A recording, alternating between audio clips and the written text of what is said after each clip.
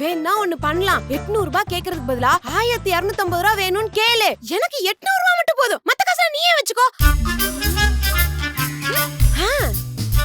ஏண்டி அப்பவே டைம் ஆச்சு, எனக்கு தோசை போடு உனக்கு தோசை போடு சண்டை போட்டுட்டு இருந்தீங்க. இன்னும் கிளம்ப மேடி பேசிட்டு இருக்கீங்க.